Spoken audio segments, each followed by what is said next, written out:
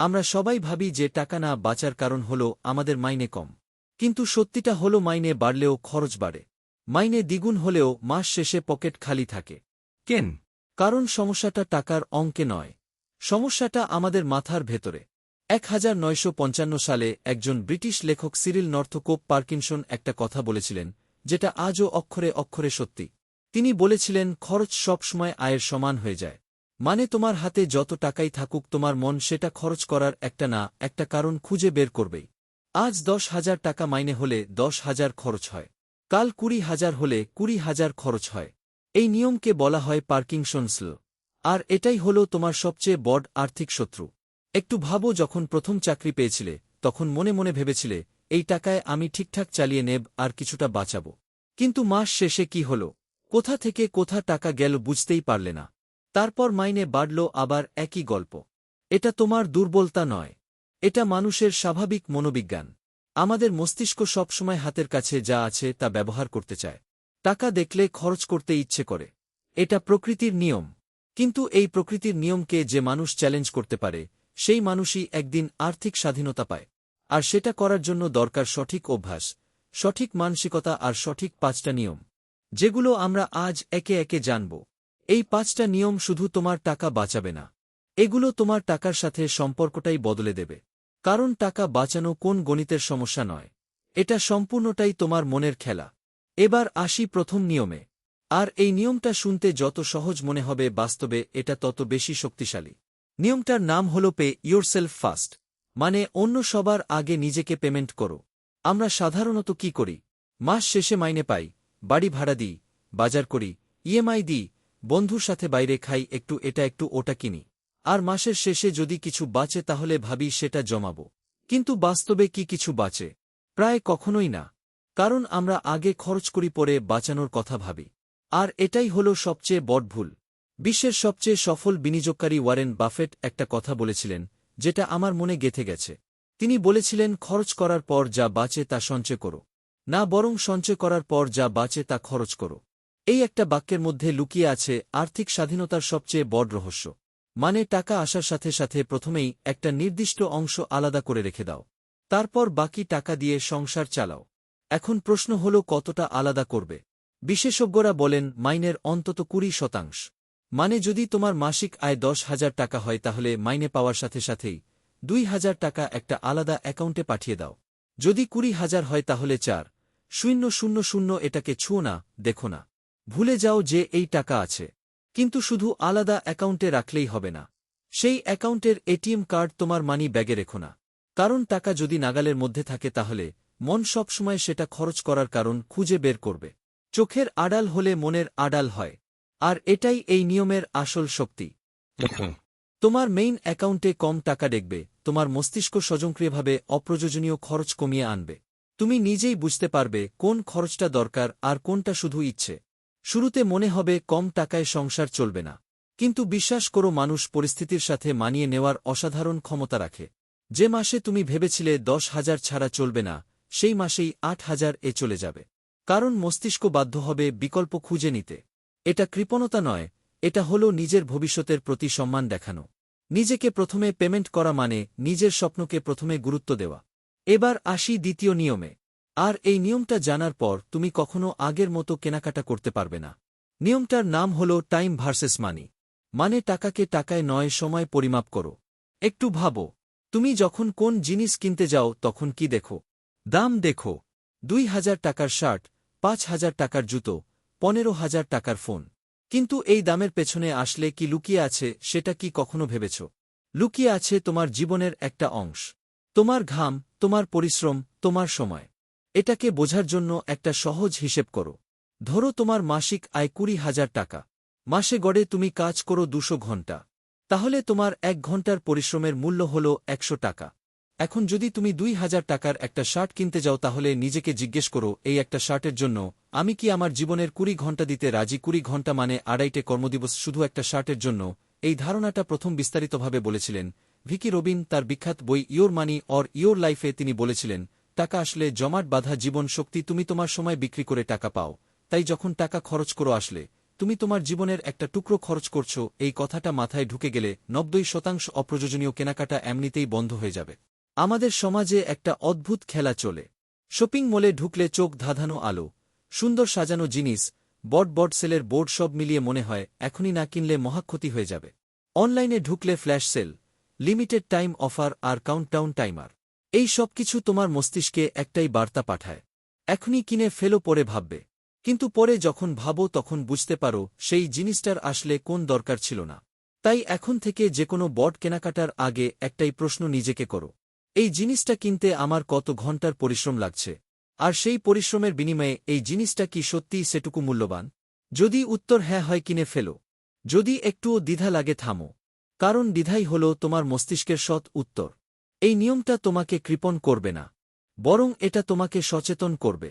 তুমি তখনও কিনবে, তবে শুধু সেটাই কিনবে যেটা সত্যিই তোমার জীবনে মূল্য যোগ করে, আর বাকি সব চকচকে ফাঁদ থেকে তুমি নিজেই বেরিয়ে আসতে পারবে। এবার আসি তৃতীয় নিয়মে, আর এই নিয়মটা বিশেষ করে তাদের জন্য যারা অনলাইন শপিং করেন, সেল দেখলে লোভ সামলাতে পারেন না, আর পরে বাড়ি এসে অনুশোচনা করেন। নিয়মটার নাম হল ৭২ ঘণ্টার নিয়ম। একটা দৃশ্য কল্পনা করো, রাত ১০টা, তুমি ফোনে স্ক্রোল করছ, হঠাৎ একটা বিজ্ঞাপন চোখে পড়ল, দারুণ একটা জিনিস, দামও কম, আর উপরে লেখা আছে মাত্র ৩ ঘণ্টা বাকি। তোমার বুকের মধ্যে একটা তাড়া অনুভব হল, মনে হলো এখনই না কিনলে মিস হয়ে যাবে, আর তুমি কিনে ফেললে। পরের দিন সকালে উঠে ফোনে নোটিফিকেশন দেখলে, অর্ডার কনফার্ম, আর মনে মনে ভাবলে এটা কি আসলেই দরকার ছিল? এই অনুভূতিটার একটা বৈজ্ঞানিক নাম আছে, একে বলা হয় ইম্পালস বাইং, আর এর পেছনে কাজ করে আমাদের মস্তিষ্কের ডোপামিন সিস্টেম। যখন আমরা কোন নতুন জিনিস দেখি যেটা আমাদের ভালো লাগে, তখন মস্তিষ্ক ডোপামিন নামক একটা রাসায়নিক ছেড়ে দেয়, যেটা আমাদের ভেতরে একটা উত্তেজনা তৈরি করে। এই উত্তেজনার মুহূর্তে আমরা যুক্তি দিয়ে ভাবতে পারি না, শুধু অনুভব করি, আর সেই অনুভূতির বশে কিনে ফেলি। মার্কেটিং বিশেষজ্ঞরা এই দুর্বলতাটা খুব ভালো করে জানেন, তাই তারা কাউন্টডাউন টাইমার দেন, লিমিটেড স্টক দেখান, ফ্ল্যাশ সেল করেন, শুধু তোমার ডোপামিনকে জাগিয়ে তুলতে। তাহলে এই ফাঁদ থেকে বেরোনোর উপায় কি? উপায় হল ৭২ ঘণ্টার নিয়ম। নিয়ম যা অত্যন্ত সহজ। যখনই ৫০০ টাকার বেশি কোন জিনিস কিনতে ইচ্ছে করবে, সেটা সাথে সাথে কিনবে না। একটা নোটবুকে বা ফোনে লিখে রাখবে জিনিসের নাম, দাম, আর কেন কিনতে চাইছ। তারপর ৭২ ঘণ্টা অপেক্ষা করবে। ৩ দিন পর সেই নোটটা আবার পড়বে, এবং বেশিরভাগ ক্ষেত্রে দেখবে সেই তাড়াটা আর নেই, সেই উত্তেজনা মিলিয়ে গেছে, আর তুমি নিজেই বুঝতে পারবে ওটা আসলে প্রয়োজন ছিল না, শুধু একটা মুহূর্তের ইচ্ছে ছিল।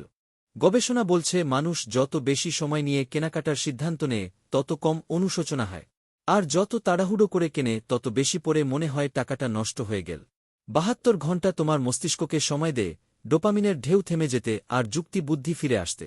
এই ছোট্ট অভ্যাসটা প্রতি মাসে তোমার হাজার হাজার টাকা বাঁচাতে পারে। আর যদি ৭২ ঘণ্টা পরেও মনে হয় জিনিসটা সত্যিই দরকার, তাহলে কিনে ফেলো কোন অপরাধবোধ ছাড়াই, কারণ তখন সেটা আর আবেগের সিদ্ধান্ত নয়, সেটা সচেতন সিদ্ধান্ত। আর সচেতনভাবে নেওয়া প্রতিটা সিদ্ধান্তই তোমাকে আর্থিকভাবে একটু একটু করে শক্তিশালী করে তোলে। এবার আসি চতুর্থ নিয়মে, আর এই নিয়মটা হয়তো তোমাকে একটু অস্বস্তিতে ফেলবে, কারণ এটা সরাসরি আমাদের সমাজের একটা গভীর সমস্যাকে স্পর্শ করে। নিয়মটার নাম হল দিদেরো এফেক্ট, আর এই এফেক্ট প্রতিদিন চুপচাপ তোমার পকেট খালি করে যাচ্ছে, অথচ তুমি টেরও পাচ্ছ না। ১৮ শতকের বিখ্যাত ফরাসি দার্শনিক ড্যানি দিদেরো একবার একটা সুন্দর লাল গাউন উপহার পেয়েছিলেন। গাউনটা পরার পর হঠাৎ তার মনে হল তার পুরনো চেয়ারটা এই গাউনের সাথে মানাচ্ছে না, তাই নতুন চেয়ার কিনলেন। তারপর মনে হল চেয়ারের সাথে টেবিলটা বেমানান, টেবিল বদলালেন, তারপর পর্দা, তারপর দেয়ালের ছবি, তারপর একে একে পুরো ঘর বদলে গেল। একটা বিনামূল্যের গাউন তাকে সর্বশান্ত করে দিয়েছিল। এই ঘটনা থেকেই জন্ম নিয়েছে দিদেরো এফেক্টের তত্ত্ব। আজকের দিনে এই ইফেক্ট আরও বেশি শক্তিশালী হয়ে উঠেছে। তুমি একটা নতুন ফোন কিনলে, হঠাৎ পুরনো হেডফোনটা খারাপ লাগতে শুরু করে। নতুন হেডফোন কিনলে মনে হয় ফোনের কাভারটাও বদলানো দরকার। নতুন জুতো কিনলে পুরনো ব্যাগটা বেমান আনান লাগে। একটা কেনাকাটা 10টা কেনাকাটার দরজা খুলে দেয়। আর এই চক্রের কোন শেষ নেই, কারণ বাজার সবসময় তোমাকে মনে করিয়ে দেবে যে তোমার কাছে যা আছে সেটা যথেষ্ট নয়, আরও ভালো কিছু দরকার। এর সাথে যুক্ত হয় আরেকটা বিপজ্জনক ফাঁদ, লাইফস্টাইল ক্রিপ, মানে মাইনে বাড়ার সাথে সাথে জীবনযাত্রার মানও বাড়তে থাকে। আগে লোকাল বাসে যেতে, এখন ওলা করো। আগে ঘরে রান্না করতে, এখন সুইগি থেকে অর্ডার করো। আগে সাধারণ চা খেতে, এখন ক্যাফেতে ৩০০ টাকার কফি খাও। প্রতিটা পরিবর্তন একা একা ছোট মনে হয়, কিন্তু সব মিলিয়ে প্রতি মাসে হাজার হাজার টাকা বেরিয়ে যায়। আর তুমি বুঝতেও পারো না কখন। এর পেছনে আরও একটা গভীর কারণ আছে। আমরা মানুষ সামাজিক প্রাণী। আমরা সব সময় আশেপাশের মানুষের সাথে নিজেকে তুলনা করি। বন্ধুরা নতুন বাইক দেখলে মনে হয় আমারও একটা দরকার। সহকর্মীর দামি ফোন দেখলে মনে হয় আমার ফোনটা পুরনো হয়ে গেছে। প্রতিবেশীর বড় টিভি দেখলে নিজের টিভিটা ছোট লাগে। এই তুলনার খেলায় কেউ কোনদিন জেতে না, কারণ সবসময় কেউ না কেউ থাকবে যার কাছে আরও ভালো কিছু আছে। এই দৌড়ের কোন শেষ রেখা নেই। তাহলে এই ফাঁদ থেকে বেরোনোর উপায় কি? উপায় একটাই, আপগ্রেডকে পিছিয়ে দাও। যতদিন তোমার ফোন চলছে ততদিন নতুন মডেল আসার অজুহাতে বদলিও না। যতদিন তোমার গাড়ি চলছে ততদিন প্রতিবেশীর নতুন গাড়ি দেখে নিজেরটা বদলিও না। জিনিসকে ব্যবহার করো, জিনিসকে নিজের সম্মানের প্রতীক বানিও না। কারণ সত্যিকারের সম্পদ কখনো দেখানো যায় না। সেটা থাকে ব্যাংকের অ্যাকাউন্টে, বিনিয়োগের খাতায়, আর মনের শান্তিতে। যে মানুষ সবচেয়ে দামি জিনিস পড়ে সে সবচেয়ে ধনী নয়। ধনী সে যার কাছে সবচেয়ে বেশি বিকল্প আছে। এবার আসি পঞ্চম আর সবচেয়ে গুরুত্বপূর্ণ নিয়মে। এই নিয়মটা না জানলে আগের 4টি নিয়ম মেনে চললেও তুমি আসলে পিছিয়ে পড়তে থাকবে। আর এই সত্যিটা বেশিরভাগ মধ্যবিত্ত পরিবারে কেউ বলে না। নিয়মটার নাম হল বিট ইনফ্লেশন, মানে মুদ্রাস্ফীতিকে হারাও। ছোটবেলা থেকে আমাদের শেখানো হয়েছে একটাই কথা, বাবা পয়সা বাঁচাও, ব্যাংকে রাখো, সেখানে পয়সার শেভ থাকবে। এই কথাটা আমাদের বাবা মা দাদা দাদি বলেছেন, স্কুলে শেখানো হয়েছে, কিন্তু কেউ বলেনি যে এই পরামর্শটা আসলে তোমার সাথে একটা নিষ্ঠুর মজা করছে। কারণ ব্যাংকে রাখা তোমার টাকা আসলে প্রতিদিন একটু একটু করে মরে যাচ্ছে। আর সেই ঘাতকের নাম হল মুদ্রাস্ফীতি, ইনফ্লেশন। এটাকে একটু সহজ করে বুঝি। ধরো আজ একটা বাজারের থলে ভরা জিনিসপত্রের দাম ১০০ টাকা। ভারতে গড় মুদ্রাস্ফীতির হার প্রতিবছর প্রায় ৬ থেকে ৭%। মানে আগামী বছর সেই একই থলে ভরা জিনিস কিনতে লাগবে ১০৭ টাকা। আর ১০ বছর পর সেই একই জিনিসের দাম হবে প্রায় ২০০ টাকা। এখন ব্যাংকের সেভিংস অ্যাকাউন্ট তোমাকে দিচ্ছে বছরে মাত্র ৩ থেকে ৪% সুদ, মানে মুদ্রাস্ফীতি তোমার টাকার ক্ষমতা কমাচ্ছে ৭% হারে, আর ব্যাংক বাড়াচ্ছে মাত্র ৩% হারে। এই তফাৎটাই তোমাকে প্রতিবছর গরিব করে তুলছে। অথচ তুমি ভাবছ তুমি সঞ্চয় করছো। একটা গল্প দিয়ে বোঝাই। ধরো তোমার এক বন্ধু আছে যে প্রতি মাসে ৫,০০০ টাকা ব্যাংকে রাখে। ১০ বছর পর তার ব্যাংকে জমা হয় ৬ লাখ টাকার মতো, কিন্তু সেই ৬ লাখ টাকা দিয়ে সে যা কিনতে পারবে সেটা আজকের ৪ লাখ টাকার সমান। মানে ১০ বছর ধরে প্রতি মাসে কষ্ট করে টাকা বাঁচিয়ে সে আসলে ২ লাখ টাকা হারিয়েছে। এটাই হল মুদ্রাস্ফীতির নিষ্ঠুর গণিত। ব্যাংকে রাখা টাকা সেই বরফের মতো যেটা ফ্রিজে না রেখে টেবিলে রেখে দিলে আস্তে আস্তে গলে যায়। সংখ্যাই একই থাকে কিন্তু আসল মূল্য কমতে থাকে। তাহলে ধনী মানুষরা কি করেন? তারা টাকাকে ঘুম পাড়ান না, তারা টাকাকে কাজে লাগান। তারা প্রতিটা টাকাকে একজন সৈনিকের মতো মনে করেন, যার কাজ হল যুদ্ধে নামা আর আরও টাকা নিয়ে ফিরে আসা। আর এই যুদ্ধের মাঠের নাম হল বিনিয়োগ। কিন্তু বিনিয়োগ শুনলেই অনেকের মনে ভয় আসে। মনে হয় এটা শুধু ধনীদের জন্য, বা এটা অনেক জটিল, বা এতে টাকা হারিয়ে যাবে। কিন্তু সত্যি হল আজকের দিনে বিনিয়োগ শুরু করা আগের চেয়ে অনেক সহজ হয়ে গেছে। শুরু করতে পারো ইন্ডেক্স ফান্ড দিয়ে। ইন্ডেক্স ফান্ড হল এমন একটা বিনিয়োগ যেখানে তুমি একসাথে ভারতের সেরা ৫০টা বা ১০০টা কোম্পানিতে বিনিয়োগ করতে পারো। ঐতিহাসিকভাবে ভারতের নিফি ৫০ ইন্ডেক্স গত ২০ বছরে গড়ে ১২ থেকে ১৪% হারে বেড়েছে। মানে যেখানে ব্যাংক দিচ্ছে ৩%, সেখানে ইন্ডেক্স ফান্ড দিয়েছে ৪ গুণের বেশি। এছাড়া সিস্টেমেটিক ইনভেস্টমেন্ট প্ল্যান বা এসআইপির মাধ্যমে মাত্র ৫০০ টাকা থেকেও প্রতি মাসে বিনিয়োগ শুরু করা যায়। সোনাই বিনিয়োগ ও দীর্ঘমেয়াদে মুদ্রাস্ফীতির বিরুদ্ধে একটা শক্তিশালী ঢাল হিসেবে কাজ করে। কিন্তু সবচেয়ে বড় শক্তি লুকিয়ে আছে চক্রবৃদ্ধি সুদে, কম্পাউন্ডিংয়ে। অ্যালবার্ট আইনস্টাইন একবার বলেছিলেন, চক্রবৃদ্ধি সুদ হল দুনিয়ার অষ্টম আশ্চর্য। যে এটা বোঝে সে উপার্জন করে, যে বোঝে না সে দেয়। একটা উদাহরণ দিই। যদি তুমি আজ থেকে প্রতি মাসে মাত্র ২,০০০ টাকা এমন জায়গায় বিনিয়োগ করো যেখানে বার্ষিক রিটার্ন ১২%, তাহলে ৩০ বছর পর তোমার কাছে থাকবে প্রায় ১,৮৫,০০,০০০ টাকা। কিন্তু তুমি আসলে দিয়েছ মাত্র ৭,০০,০০০ টাকা। বাকি ১,৭৭,০০,০০০ টাকা তৈরি করেছে তোমার টাকা নিজে, শুধু কাজ করে করে। এটাই হল কম্পাউন্ডিং এর জাদু। তাই আজ থেকেই মনের ভেতর এই ধারণাটা গেঁথে নাও। টাকা বাঁচানো আর টাকা বাড়ানো এক জিনিস নয়। টাকা বাঁচানো হল শুরু, আর টাকা বাড়ানো হল আসল গন্তব্য। তোমার প্রতিটা টাকা একটা বীজের মত। সেই বীজকে ব্যাংকের অন্ধকার ভোল্টে বন্দি করে রেখো না। সেটাকে সঠিক মাটিতে বুনে দাও, যত্ন করো। আর একদিন সেই একটা বীজ থেকে জন্ম নেবে একটা বিশাল বটগাছ। যার ছায়ায় তোমার আর তোমার পরিবারের সারা জীবন আরামে কাটবে। এতক্ষণ ধরে আমরা 5টা নিয়মের কথা বললাম, কিন্তু এখন একটু থামো, একটু গভীরে যাও, কারণ এই 5টা নিয়ম শুধু টাকার নিয়ম নয়, এগুলো আসলে জীবন দেখার একটা সম্পূর্ণ নতুন দৃষ্টিভঙ্গি। একটা প্রশ্ন করি তোমাকে, দুজন মানুষ একই অফিসে কাজ করে, একই মাইনে পায়, একই শহরে থাকে, 10 বছর পর একজনের কাছে কোন সঞ্চয় নেই, ঋণ আছে আর প্রতি মাসে একই চিন্তা, আর অন্যজনের কাছে আছে একটা ছোট্ট বিনিয়োগের পোর্টফোলিও, কিছু সঞ্চয় আর মনের মধ্যে একটা শান্তি।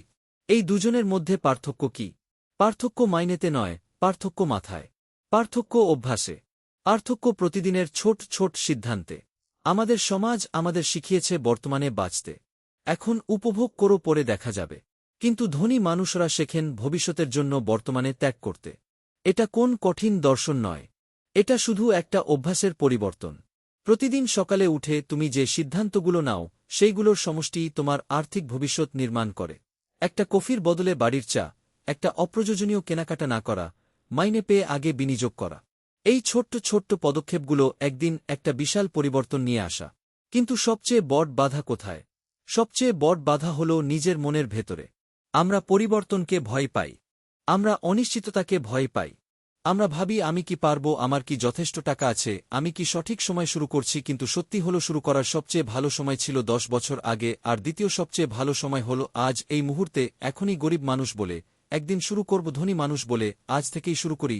এই একটা শব্দের পার্থক্য, একদিন আর আজ, এই দুটো শব্দই নির্ধারণ করে দেয় তোমার আর্থিক ভবিষ্যৎ কেমন হবে। কারণ একদিন বলতে বলতে জীবন কেটে যায়, আর আজ বলে যে এগিয়ে যায়, সেই একদিন পেছন ফিরে দেখে বুঝতে পারে সেই একটা সিদ্ধান্তই তার জীবন বদলে দিয়েছিল। তুমি মধ্যবিত্ত পরিবারে জন্মেছ বলে তোমার স্বপ্ন ছোট হবে এমন কোন নিয়ম নেই। তুমি বেশি পড়াশোনা করনি বলে তুমি আর্থিক স্বাধীনতা পাবে না এমন কোন নিয়ম নেই। তোমার মাইনে কম বলে তুমি কখনো বিনিয়োগ করতে পারবে না এমন কোন নিয়ম নেই। এই সব ধারণাগুলো তোমার মাথায় ঢুকিয়ে দেওয়া হয়েছে, সমাজ দিয়ে, পরিবেশ দিয়ে, পরিস্থিতি দিয়ে। কিন্তু এই ধারণাগুলো সত্য নয়। এগুলো শুধু বিশ্বাস, আর বিশ্বাস বদলানো যায়, অভ্যাস বদলানো যায়, জীবন বদলানো যায়। আজকের এই ভিডিওতে যা শিখলে সেটা শুধু 5টা নিয়ম নয়, এটা হলো একটা নতুন মানসিকতার জন্ম, একটা নতুন দৃষ্টিভঙ্গি, যেখানে তুমি আর টাকার পেছনে ছুটবে না, বরং তোমার টাকা তোমার হয়ে ছুটবে। যেখানে তুমি আর মাসের শেষে শূন্য ব্যালেন্স দেখে হতাশ হবে না, বরং প্রতি মাসে একটু একটু করে নিজের স্বপ্নের দিকে এগিয়ে যাবে। এই পরিবর্তনটা কঠিন নয়, শুধু দরকার একটা সিদ্ধান্ত। আর সেই সিদ্ধান্ত নেওয়ার সময় হলো এখন। আমরা একসাথে অনেকটা পথ হেঁটে এলাম, আজকে 5টা নিয়ম শিখলাম, অনেক সত্যি কথা জানলাম, অনেক ভুল ধারণা ভাঙলাম। এখন শেষ করার আগে একবার পেছন ফিরে তাকাই, একবার মনে করি আজকে কি কি শিখলাম। প্রথম নিয়ম, পে ইয়োর সেলফ ফার্স্ট। মাইনে পাওয়ার সাথে সাথে আগে নিজেকে দাও, তারপর বাকি সবাইকে। খরচ করার পর যা বাঁচে তা সঞ্চয় নয়, সঞ্চয় করার পর যা বাঁচে তাই খরচ। দ্বিতীয় নিয়ম, টাইম ভার্সেস মানি। টাকাকে টাকায় নয়, জীবনের সময় মাপো। প্রতিটা কেনাকাটার আগে জিজ্ঞেস করো, এই জিনিসটা আমার কত ঘন্টার জীবনের বিনিময়। তৃতীয় নিয়ম, 72 ঘন্টার নিয়ম থেকে সাবধান। আবেগের মুহূর্তে কখনো বড় কেনাকাটা নয়। 3 দিন অপেক্ষা করো, তারপর সিদ্ধান্ত নাও। চতুর্থ নিয়ম, দিদেরও এফেক্ট থেকে সাবধান। একটা নতুন জিনিস 10টা নতুন জিনিসের দরজা খুলে দে। জিনিসকে ব্যবহার করো, জিনিসকে পরিচয় বানিও না। পঞ্চম নিয়ম, বিট ইনফ্লেশন। টাকা বাঁচানো যথেষ্ট নয়, টাকাকে কাজে লাগাও। মুদ্রাস্ফীতিকে হারাতে হলে বিনিয়োগের কোন বিকল্প নেই। এই 5টা নিয়ম মনে রাখার একটা সহজ উপায় আছে। নিজেকে প্রথমে দাও, সময় দিয়ে মাপো, সময় নিয়ে কেনো, দেখানো ছেড়ে দাও, আর টাকাকে দৌড়াতে দাও। এই 5টা কথা যদি প্রতিদিন সকালে মনে রাখতে পারো, তাহলে তোমার আর্থিক জীবন আস্তে আস্তে বদলে যেতে শুরু করবে। কিন্তু জানো সবচেয়ে বড় কথা কি? জ্ঞান একা কাউকে বদলায় না, বদলায় কাজ। আজকে এই ভিডিও দেখার পর যদি শুধু একটাও কাজ করো, শুধু একটা আলাদা ব্যাংক অ্যাকাউন্ট খোলো, বা প্রথমবার 500 টাকার একটা এসআইপি শুরু করো, বা পরের কেনাকাটার আগে 72 ঘন্টা অপেক্ষা করো, তাহলেই এই ভিডিওটা সফল। কারণ একটা ছোট্ট পদক্ষেপ কোন পদক্ষেপ না নেওয়ার চেয়ে অনেক অনেক বেশি মূল্যবান। তোমার জীবনের সবচেয়ে দামি সম্পদ কি জানো? এই মুহূর্ত, এই এখন। কারণ সময় একবার চলে গেলে আর ফেরে না। টাকা হারালে আবার আসে, সময় হারালে আর আসে না। তুমি আজ যে সিদ্ধান্ত নেবে, সে সিদ্ধান্ত 5 বছর পর তোমার জীবনকে সংজ্ঞায়িত করবে। 5 বছর পর তুমি হয় পেছন ফিরে বলবে, কাশ সেদিন শুরু করতাম, অথবা বলবে, ভালো করেছিলাম সেদিন শুরু করেছিলাম। সেই পছন্দটা তোমার, সেই সিদ্ধান্তটা তোমার। কেউ তোমার হয়ে এই পথটা হাঁটতে পারবে না। কিন্তু একটা কথা মনে রেখো, প্রতিটা বড় যাত্রা শুরু হয় একটা ছোট্ট পদক্ষেপ দিয়ে। আর সেই পদক্ষেপটা নেওয়ার সময় হলো আজ, এখনই। এই মুহূর্তে যদি এই ভিডিওটা তোমার কোন কাজে এসে থাকে, যদি এই 5টা নিয়মের মধ্যে একটাও তোমার মনে গেঁথে গিয়ে থাকে, তাহলে এই ভিডিওটা তোমার সেই বন্ধুকে পাঠিয়ে দাও যে প্রতি মাসের শেষে টাকা গেল কোথায় বলে হাহুতাশ করে। কারণ ভালো জিনিস ভাগ করে নিলে সেটা আরও বড় হয়। আর কমেন্টে লিখে জানাও এই 5টা নিয়মের মধ্যে কোনটা তোমার সবচেয়ে বেশি কাজে আসবে বলে মনে হচ্ছে। আমি প্রতিটা কমেন্ট পড়ি, প্রতিটা উত্তর দেওয়ার চেষ্টা করি। আর হ্যাঁ, একটা কথা, টাকা বাঁচানো একদিক, কিন্তু টাকা বরবাদ না হওয়া সেটা আরেক দিক। এমন কিছু ভুল আছে যেগুলো আমরা প্রতিদিন করি অজান্তে অবুঝে, যেগুলো আমাদের কখনো আর্থিক স্বাধীনতার কাছে পৌঁছাতে দেয় না। সেই ভুলগুলো কি, সেগুলো কিভাবে এড়ানো যায়, সেটা নিয়ে আমার পরের ভিডিওতে বিস্তারিত আলোচনা করব। সেই ভিডিওটা মিস করো না। এখনই চ্যানেলটা সাবস্ক্রাইব করে রাখো, বেলটা বাজিয়ে দাও, যাতে সেই ভিডিও আসার সাথে সাথে তোমার কাছে পৌঁছে যায়। মনে রেখো, তুমি যেখানে আছো সেটা তোমার শুরু, তোমার শেষ নয়। তোমার স্বপ্ন দেখার অধিকার আছে, আর সেই স্বপ্ন পূরণ করার সামর্থ্য আছে। শুধু দরকার সঠিক পথ, সঠিক অভ্যাস আর একটু ধৈর্য। আজকের এই ভিডিও সেই পথেরই একটা ছোট্ট দিক নির্দেশনা ছিল, বাকি পথটা তোমাকেই হাঁটতে হবে। আর আমি বিশ্বাস করি তুমি পারবে।